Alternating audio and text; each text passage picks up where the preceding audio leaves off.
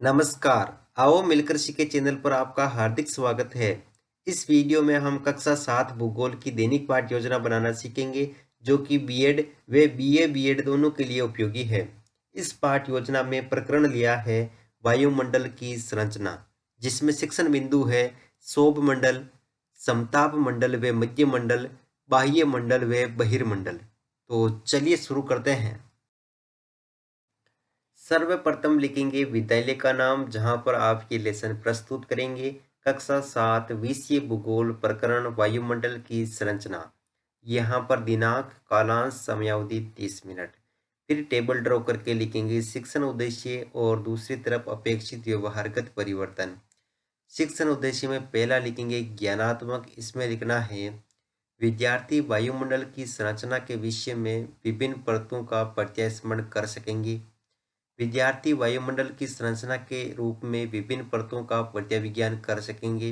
अवबोध, विद्यार्थी वायुमंडल की संरचना के रूप में विभिन्न परतों को स्पष्ट कर सकेंगे। विद्यार्थी वायुमंडल की संरचना को विभिन्न परतों में अंतर तथा संबंध स्थापित कर सकेंगे। ज्ञानोपयोग, विद्यार्थी वायुमंडल की संरचना के रूप में विभिन्न परतों के संबंध में सीख सकेंगे। सीख सीखे गए ज्ञान का अपने भावी जीवन में आवश्यकता अनुसार उपयोग कर सकेंगे। विद्यार्थी वायुमंडल की संरचना के विभिन्न रूप में विभिन्न परतों का वर्गीकरण कर सकेंगे।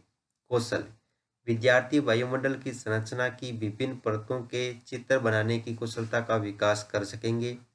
विद्यार्थी वायुमंडल की संरचना की विभिन्न परतों से संबंधित तालिका को सारणीबद्ध कर सकेंगे। फिर है अभिरुचि, जिसमें लिखेंगे विद्यार्थी वायुमंडल की संरचना के रूप में विभिन्न परतों के अध्ययन के प्रति रुचि ले सकेंगे।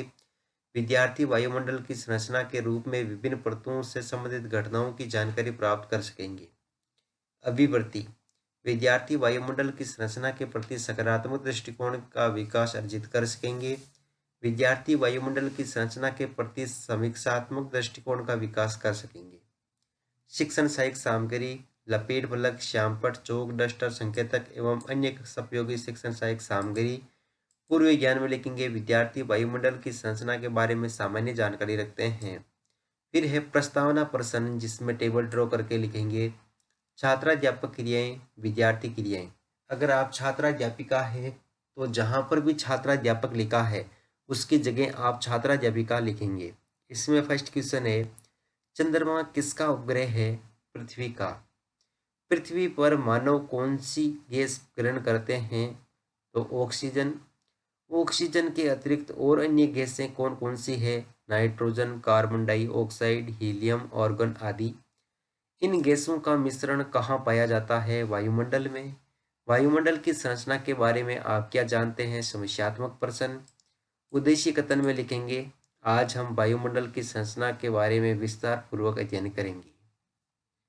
फिर है प्रस्तुतिकरण, जिसमें लिखेंगे टेबल ड्रॉ करके शिक्षण बिंदु, छात्राध्यापक क्रियाएं, विद्यार्थी क्रियाएं, विधि पर विधि, श्यामपट्ट सार। शिक्षण बिंदु में पहला लेंगे सौभ मंडल।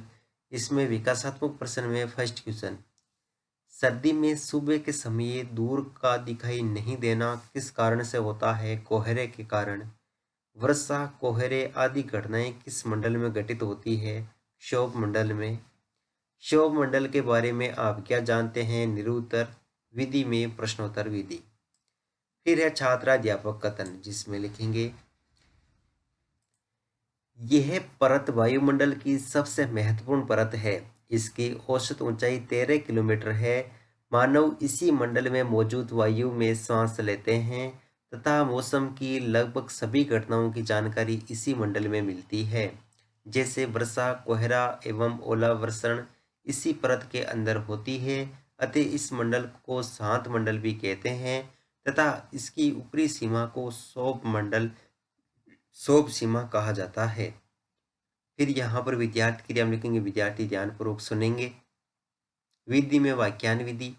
श्यामपट्ट सार में लिखेंगे सौभ मंडल वायुमंडल की सबसे महत्वपूर्ण परत है, जिसकी औसत ऊंचाई 13 किलोमीटर है। और यहाँ पर विभिन्न मंडलों से संबंधित चित्र लगाएंगे, जिसमें सौभ मंडल, समताप मंडल, मध्य मंडल, अयन मंडल और बहिर्मंडल।